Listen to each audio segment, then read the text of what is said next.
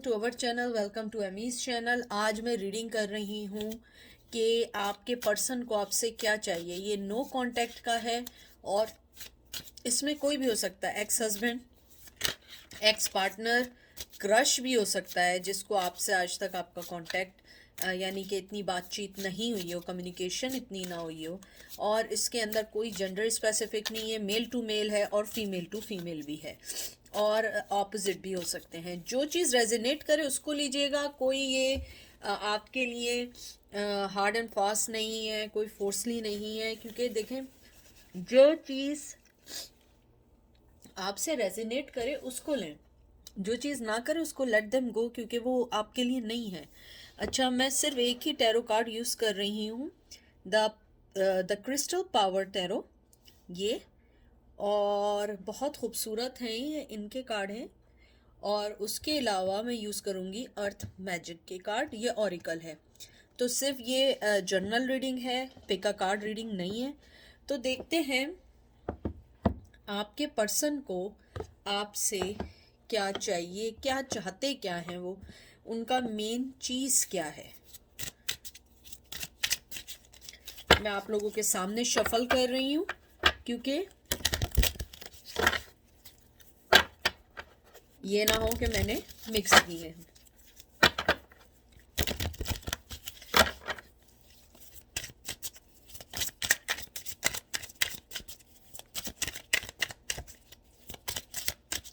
पहला कार्ड आया है S of swords, Gemini, Libra, Aquarius, King of Wands, Aries, Leo, Sag, Emperor, Aries, हेरोफेन।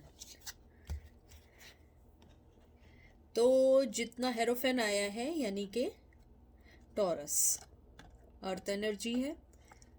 तो एक मिनट में पहले कार्ड्स को ऐसे कर दूं कि आपको सही से सारे कार्ड्स दिखें। जो लोग मुझे जानते हैं कि मुझे अच्छा लगता है कि मेरे कार्ड्स प्रॉपर वे में दिखें, क्योंकि यहाँ आप लोग कार्ड्स देखने आते हैं, ना कि मेरी चीज़ें देखने आते हैं कि मेरे घर में क्या चल रहा है। तो मैंने जो आपके जो कार्ड्स निकाले हैं, बैक टू द रीडिंग, मुझे लगता है सबसे पहली जो चीज़ है, आपका पर्सन एक क्लैरिटी चाहता है कि आपकी ज़िंदगी में उनकी क्या वैल्यू है। वो ये जानना चाहता है कि आपने क्या उन्हें रिलीज़ कर दिया है या आप अपनी लाइफ में मूव ऑन हो गए। हो सकता है बहुत सारे लोग कहें नहीं ऐसा नहीं है, वो खुद छोड़ के गए। देखें, हर चीज़ ऐसे नहीं होती है। हो सकता है आपके लिए ना हो, आप बिल्कुल राइट हो, लेकिन बाज़ दफ़ा क्या होता है, हर आदमी की सोच आपकी सोच से नहीं मिलती है। आप ये नहीं समझें कि कोई आदमी या जो भी पर्सन आप जिसके बारे में पूछ रहे हैं वो बिल्कुल एग्जैक्टली आपके जैसा सोचता हो, या आपने जिस जैसे उसको अंडरस्टैंड किया हो वो वैसे ही ऐसे ही पर्सन हो। आपका भी तो पर्सन आपके लिए कोई चीज़ सोचता होगा ना, लेकिन आप वो नहीं हो सकती हैं या नहीं हो सकते हैं। तो इसलिए मुझे लगता है सबसे पहले आपके पर्सन को एक क्लैरिटी चाहिए आपकी तरफ से कि आप जो हैं उन्हें अपनी ज़िंदगी में क्या देती हैं मकाम, क्या देना चाहते हैं। और अगर आप मूव ऑन हो चुके हैं तो आप क्या वापस आ सकते हैं या नहीं आ सकते हैं, कुछ लोगों के लिए है। मुझे ये भी लगता है कि आपका जो पर्सन है वो एक बहुत जज्बाती आदमी है या जज्बाती फीमेल है या जो भी है, उसने अपनी लाइफ में हमेशा फैसले बड़े जल्दबाजी में किए हैं, हमेशा बगैर सोचे समझे। बचकाना हरकत कह दें, यंग एज कह दें, जो भी, यानी आप इसको जैसे भी आप इसको पोर्ट्रेट करना चाहें, मुझे लगता है आपके पर्सन ने बहुत जज्बाती फैसले लेके आपको अपनी लाइफ से, या तो आपकी लाइफ से मूव ऑन हो गए, या आपको अपनी लाइफ में लाने के बाद उन्होंने उस चीज़ की अहमियत को नहीं जाना और वो यही समझते रहे कि नहीं सारी चीज़ें सही हो जाएंगी, बैक टू नॉर्मल हो जाएंगी, मैं अभी अपनी मर्ज़ी करता हूँ, बाद में आ जाएंगे। लेकिन आपको खोने के बाद मुझे लगता है कि now they are find out कि मुझे सक्सेस उसमें मिलती है जिसके अंदर आप उनका साथ देते हैं। कुछ लोगों के लिए ये बहुत स्ट्रांगली है। मुझे लगता है कि आपका पर्सन आपकी तरफ से एक सपोर्ट चाहता है, जो मेरी रीडिंग का मेन चीज़ है कि जो मुझे अभी तक आउटकम या इसका रिजल्ट निकला है, फर्स्ट थिंग ये है कि वो सबसे पहले ये चाहता है क्लियरिटी कि आप क्या चाहती हैं उनसे, आप उनको लाइफ में कहाँ रखती हैं, और उसके बाद वो ये चाहता है या चाहती है कि आपने उनके लिए आप कितनी डिवोटेड हैं, आज भी आपकी फीलिंग्स उनके लिए हैं या नहीं है, क्योंकि आपके पर्सन के दिल में अभी भी आपके लिए बहुत फीलिंग्स हैं और पैशनेटिव फीलिंग्स हैं। और उसके बाद जो एम्परर आया है, लेकिन इसमें एक लेकिन की भी गुंजाइश है।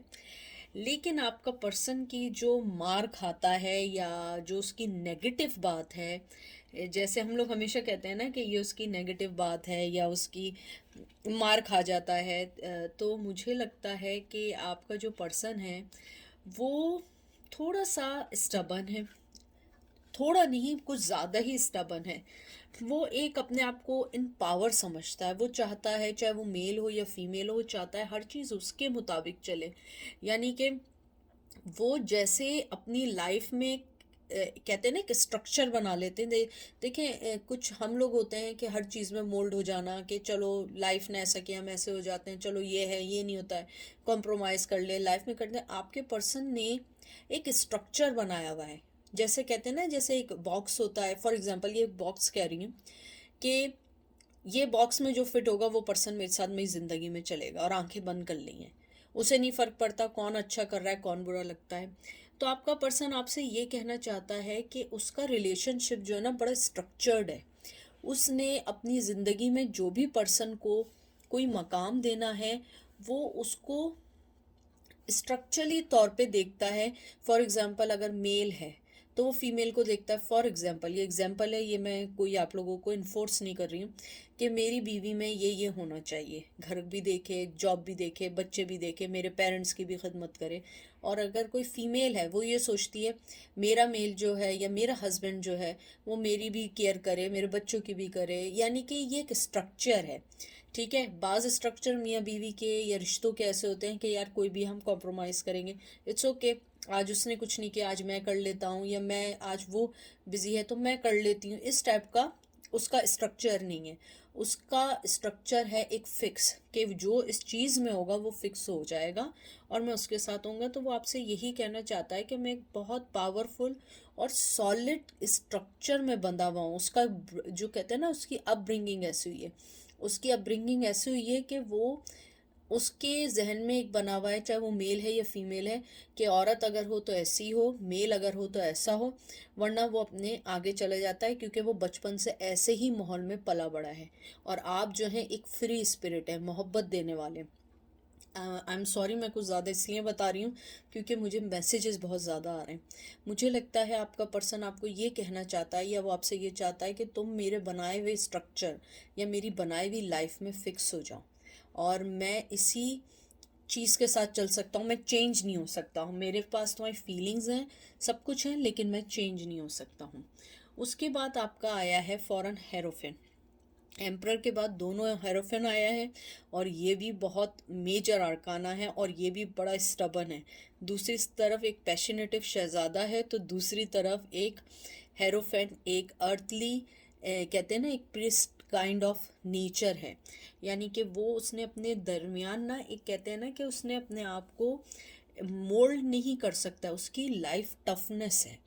वो मे बी शादीशुदा हो, एजुकेशन से रिलेटेड हो, या कहीं टीचिंग करता हो, लोग उसकी बात को मानते हो। मुझे लगता है आपका जो पर्सन है उसके साथ ये है कि मैं रेडी हूँ हर चीज़ के लिए एज ए हस्बैंड के तौर पे या वाइफ के तौर पे, लेकिन मैं इससे आगे नहीं बढ़ सकता हूँ। जिसको आना है वो इस दायरे से बाहर या इस सर्कल से बाहर आके मेरे पास आ जाए।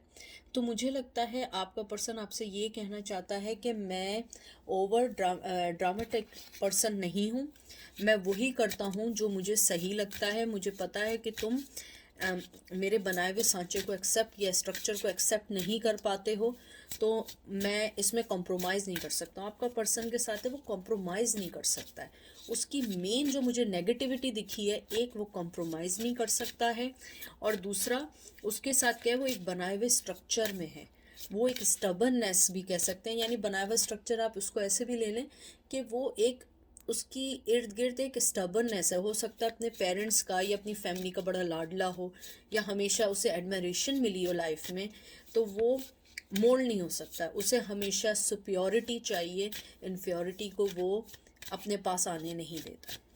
और शायद आप लोगों ने भी स्टार्टिंग में कोशिश की होगी, उनको बहुत सुपीरियर बनाया होगा, लेकिन आपने देखा होगा कि इस रिश्ते में कुछ नहीं है। अब आपने जो उनकी ईगो को हर्ट किया है, अब वो ये चाहते हैं कि मैं बनाए हुआ मेरा जो स्ट्रक्चर है, मेरे पास अभी भी पैशन है, तुम आ जाओ, मैं कुछ नहीं कर सकता हूँ। लेकिन वो आपकी तरफ से एक क्लैरिटी चाहते हैं कि आपने उन्हें अपने ज़िंदगी में कहाँ रखा है। फुल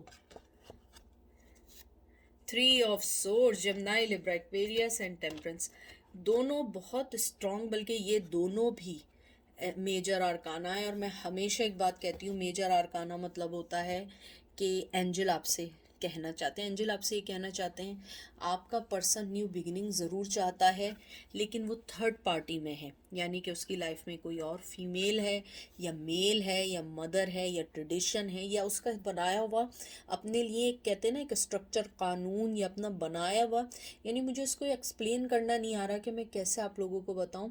कि जैसे फॉर एग्जांपल मैं हूँ, मैं अपनी बात बता रही हूँ कि मेरा एक स्ट्रक्चर बना हुआ है कि मेरा हस्बैंड अगर हो तो उसमें ये चीज़ होनी चाहिए कि वो एक फैमिली मैन हो और उसका सेंस ऑफ ह्यूमर अच्छा हो। ये एक स्ट्रक्चर मैंने बना लिया है। ऐसे ही हर आदमी का, हर पर्सन का एक अपने पार्टनर के लिए एक स्ट्रक्चर होता है।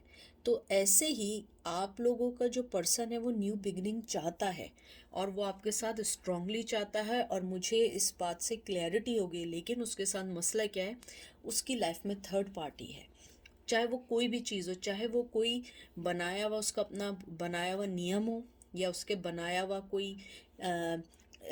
कोई भी चीज़ ऐसी हो कि जो आपके दरमियान आती है और वो उसको बैलेंस नहीं कर पाता है, या वो नेगेटिविटी की तरफ चले जाते हैं, पॉजिटिविटी की तरफ जाता है। और मैं आपको एक बात बताऊं, आप दोनों के दरमियान बहुत हार्ट ब्रेकिंग है, बहुत ज़्यादा तकलीफ़ सही है, और जितनी आपने सही है उतनी उसने भी सही है।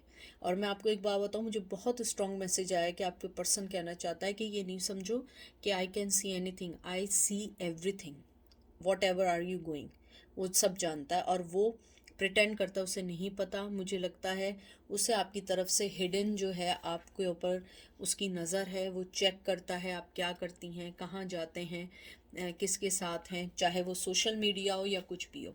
उसके अलावा जैसे टेम्परेंस का है, मुझे लगता है आपका पर्सन जो है, एक और बात बताऊं, टेम्परेंस भी एक क्लैरिटी का कार्ड है। ये कार्ड है कि I find clarity through calmness.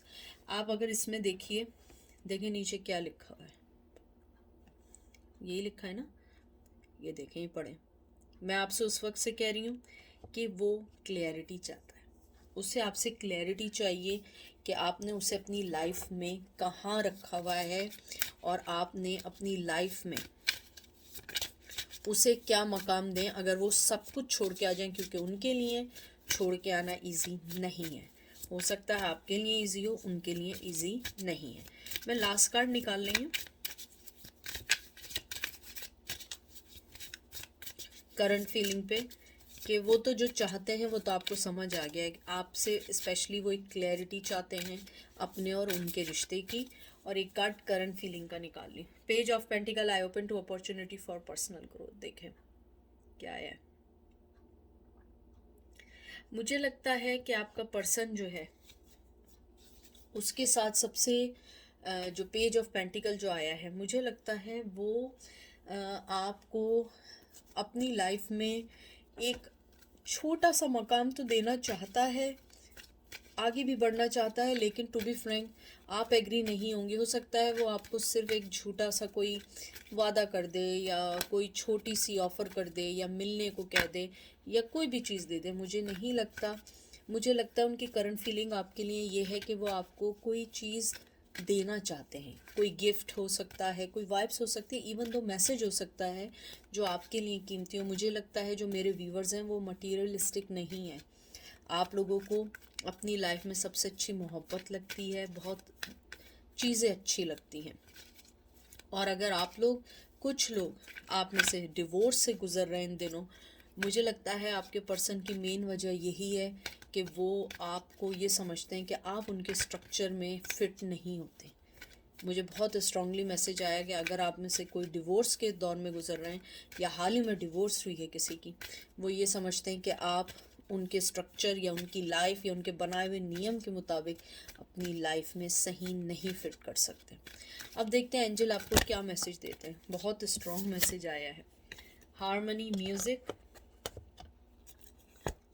O God ये देखें क्या आया है, लव कंपैशन। ये देखें, मुझे लगता है एंजल आपको जो सबसे मेन चीज़ ये कहना चाहते हैं कि आप जो है म्यूज़िक के थ्रू, अगर आप म्यूज़िक का, मुझे लगता है शायद आप लोग म्यूज़िक को पसंद करते हों या म्यूज़िक का आप लोग ज्ञान कर रहे हों या म्यूज़िक आपकी लाइफ का हिस्सा हो, या आप लोग कहीं मुझे पता नहीं क्यों सुनाई दिया, आई डोंट नो, आप लोगों के यहाँ कोई वर्ड अगर हो, भाजिन भाजुन, भाजन, कोई चीज़ है जो आप लोग अगर पढ़ते हो, तो एंजल आपसे कह रहे हैं कि आप उसमें अपना अपने आप को इन्वॉल्व रखें, क्योंकि यही चीज़ें आपको एक इनर पीस देंगे, आपको मज़ीद लोगों से मिलने का वो करेंगे। मुझे नहीं पता नहीं मैंने क्या वर्ड बोला है, जो मुझे सुनाई दिया मैंने सिर्फ वही बोला है। और वो ये कहना चाहते हैं कि लव जो होता है, एंजल की जो मेन बात है आपके लिए, कि लव दोनों का एक दूसरे के साथ बराबर होना चाहिए। आप देख रहे हैं दिल दोनों ने बराबर का पकड़ा हुआ है, ये नहीं कि एक ने पकड़ा हुआ है दूसरा से हाथ पीछे किया हुआ है। तो लव और कंपैशन वहीं होता है जहाँ बराबरी पे मोहब्बत हो। ये बनाए हुए नियमों पे ज़िंदगियाँ नहीं चलती हैं। ज़िंदगियाँ चलती हैं एक दूसरे को कॉम्प्रोमाइज़ करने से, एक दूसरे को समझने से और एक दूसरे को फ्री करने से। तो आपकी यही रीडिंग है। एंजल कहते हैं कि अगर आप लोग कोई कोई साज़ बजाते हैं या कोई आप भाजिन करते हैं या जो भी करते हैं आप लोग, जो पढ़ते हों या कोई कुछ भी पढ़ते हों, वो अपने आप में रखें और वो आपको आपकी लाइफ में पीस लेकर आएगा। और लव जो है दोनों से बराबर का होता है। कंपैशन ज़रूरी है, लेकिन एक दूसरे को बराबरी पे गिव एंड टेक देना भी ज़रूरी है। कंपैशन से बैठे बैठे कोई चीज़ आपके नहीं आ सकती है, मुंह में निवाला भी आपके नहीं डाल सकते हैं जब तक आप लोग अपना हाथ पैर ना हिलाएं। तो ये थी आज की रीडिंग। आई होप आपको पसंद आएगी। अपना ख्याल रखिएगा, दुआ में याद रखिएगा। Take care, bye.